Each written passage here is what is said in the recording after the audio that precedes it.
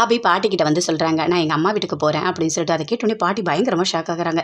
என்ன ஆச்சு அபி, எதுக்காக இப்போ அம்மா வீட்டுக்கு போகிறேன்னு சொல்கிற அப்படின்னு சொல்லிட்டு கேட்குறாங்க. இல்லை, எங்கள் அம்மா கூட இருந்தால் நல்லாயிருக்கும் போல இருக்குது, அதனால தான் அப்படின்னு சொல்கிறாங்க அபி. இல்லைம்மா, இப்போ கொஞ்சம் மன கஷ்டமாக இருக்குது, இப்போ நீ போக வேண்டாம், அப்புறமா போகலாமா, என் தங்கம் இல்லை, நான் சொல்கிறத கேளு அப்படின்னு பாட்டி சொல்கிறாங்க. இல்லை பாட்டி, அதுக்காக இல்லை, எங்கள் அம்மா கூட இருந்தால் எனக்கு நல்லா இருக்கணும் போல இருக்குது, அதனால தான் நான் போகிறேன் அப்படின்னு சொல்கிறாங்க. சரிம்மா நீ போ, நான் தடுக்கலை அப்படின்னு சொல்லிட்டு பாட்டி சொல்கிறாங்க. சரி நான் போயிட்டு வரேன் பாட்டி அப்படின்னு சொல்லிட்டு அபி அங்கேருந்து கிளம்புறாங்க. அப்போ அஞ்சலி சொல்கிறாங்க முரளியை பார்த்து, நீங்கள் கூட்டிகிட்டு போய் விட்டுட்டு வந்துருங்க அப்படின்னு சொல்லிட்டு. அதை கேட்டோன்னே முரளி அவ்வளோ சந்தோஷப்படுறாரு. அப்படியே அபி பார்க்குறாங்க.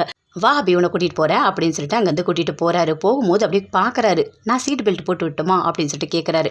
இல்லை வேண்டாம், இல்லை நான் போட்டு விடுறேன், உங்கள் மேலே எனக்கு கோவமே வரமாட்டேது, நீங்கள் என்ன திட்டினாலும் பரவாயில்ல அப்படின்னு சொல்லிட்டு அப்படியே பார்க்குறாரு முரளி. அப்படியே கோவமாக வருது அபிக்கு. சரி, என்ன ராகவுக்கும் உங்களுக்கும் ஏதாவது பிரச்சனையா என்ன அப்படின்னு சொல்லிட்டு கேட்குறாரு முரளி. அதை கேட்டோன்னே அபிக்கு இன்னும் கோவம் அதிகமாக வருது. ஆமாம், ராகவ் என்னோட புருஷன், எங்கிற புருஷன் முன்னாடிக்குள்ளே 1000 பிரச்சனை இருக்கும், நீங்கள் எதுக்காக அதை பற்றி கேட்குறீங்க? நாங்கள் இன்றைக்கி சேர்ந்துப்போம், நாளைக்கு குடிப்போம், சண்டை போட்டுப்போம், எது வேணாலும் பண்ணிப்போம், உங்களுக்கு என்ன அப்படின்னு சொல்லிட்டு அபி கேட்குறாங்க. உங்களை பார்த்தா எனக்கு எப்படி தெரியுமா தோணுது, என்ன தோணுது அப்படின்னு சொல்லிட்டு அப்படியே முரளி ஆர்வமாக கேட்குறாரு. எங்களோட ஒன்று விட்ட அண்ணன் மாதிரி தெரியுது அப்படின்னு சொல்கிறாங்க. அதை கேட்டோன்னே என்னது அண்ணனா அப்படின்னு சொல்லிட்டு அப்படியே முரளி பயங்கரமாக ஷாக் ஆகுறாரு. அங்கே அந்த வீட்டுக்கு கூட்டிகிட்டு போகிறாரு, கூட்டிகிட்டு போய் விடுறாரு. விட்ட உடனே அப்போ அபி யோசிக்கிறாங்க, ஆமாம் இவர்கிட்ட நம்ம அட்ரஸே சொல்லலையே, இவர் எப்படி அம்மா வீட்டுக்கு கரெக்டாக கூட்டிகிட்டு வந்து விடுறாரு? அப்போ இவருக்கு மெமரி லாஸ் இல்லை, எல்லாம் தெளிவாக தான் இருக்காரு, எல்லாரும் ஏமாற்றிட்டு இருக்காரா, கண்டிப்பாக நான் கண்டுபிடிக்கிறேன் அப்படின்னு சொல்லிட்டு அபி சொல்கிறாங்க. அங்கேருந்து முரளி போகிறாரு. ஐயோ அபிக்கு ஏதாவது கண்டுபிடிச்சிட போகிறா அப்படின்னு சொல்லிட்டு அப்படியே யோசிச்சுட்டே போகிறாரு. வீட்டுக்கு வராரு. ராகவ் வந்தவொடனே கேட்குறாரு, அபி எங்கே அப்படின்னு சொல்லிட்டு பாட்டிக்கிட்ட. உடனே பாட்டி சொல்கிறாங்க, இல்லை அபி வந்து அவங்க அம்மா வீட்டுக்கு போகணும்னு சொன்னால் அதனால தான் முரளி கூட தான் போயிருக்கா அப்படின்னு சொல்கிறாங்க. அதை கேட்டோன்னே அப்படியே ராகவுக்கு கோவமாக வருது. அவர் கூட எதுக்காக அனுப்புனீங்க நீங்கள் அபியை அப்படின்னு சொல்லிட்டு கேட்குறாரு. இல்லை ராகவ், கூட்டிகிட்டு போய் விடத்துக்கு யாருமே இல்லை, அதனால தான் மாப்பிள்ளையை அனுப்பணும் அப்படின்னு சொல்கிறாங்க. உடனே போகிறாரு, அங்கே கோவமாக போகிறாரு. அந்த முரளி கூட சேர்ந்து அபியை அனுப்பியிருக்காங்க. 2 பேரும் சேர்ந்து அக்காவோட வாழ்க்கையை அழிக்கணும்னு நினச்சாங்க. 2 பேரும் ஒன்றா போயிருக்காங்களா, விடமாட்டேன் அப்படின்னு சொல்லிட்டு ராகவ் வீட்டுக்கே போகிறாரு. வாங்க மாப்பிள்ளை வாங்க அப்படின்னு சொல்லிட்டு வீட்டில் கூப்பிடுறாங்க.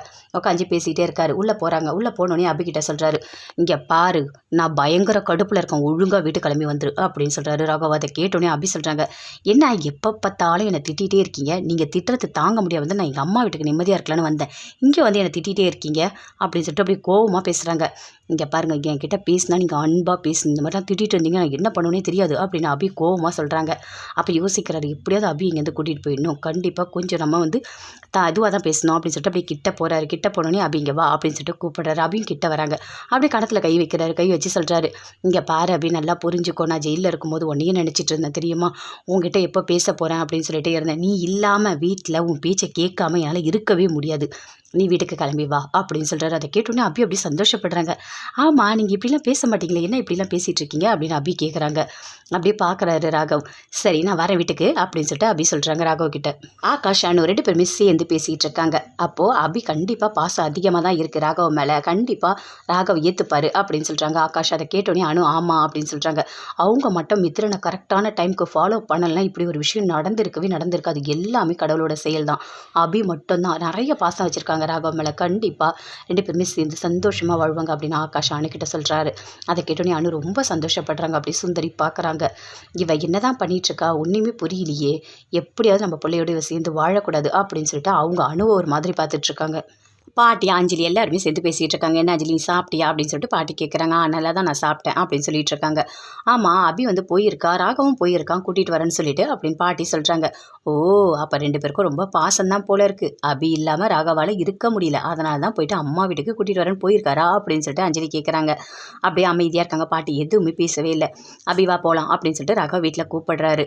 சரி நான் வாங்க போகலாம் அப்படின்னு சொல்லிட்டு வராங்க. வந்த உடனே கேட்குறாங்க அவங்க அம்மா அப்பா எல்லாருமே, என்ன அபி இங்கே இருந்துட்டு போகலான்னு வந்தேன், அதுக்குள்ளே கிளம்புற அப்படின்னு சொல்லிட்டு. ஒன்றும் இல்லைம்மா, சும்மா தான் உங்களை பார்க்கலான்னு வந்தேன், இவர் வந்திருக்காருல அதான் நான் வீட்டுக்கு போகிறேன் அப்படின்னு அபி சொல்கிறாங்க. என்ன மாப்பிள்ளை கூட்டிகிட்டு போகிறீங்களா, அபி பண்ணதெல்லாம் எதுவும் பெருசாக எடுத்துக்காதீங்க, அவள் ஏதோ தெரியாமல் பண்ணிட்டா அப்படின்னு சொல்கிறாங்க அவங்க அம்மா அப்பா எல்லாருமே. அதுக்கு ராகவ் சொல்கிறாரு, இல்லைங்க அதெல்லாம் ஒரு பெரிய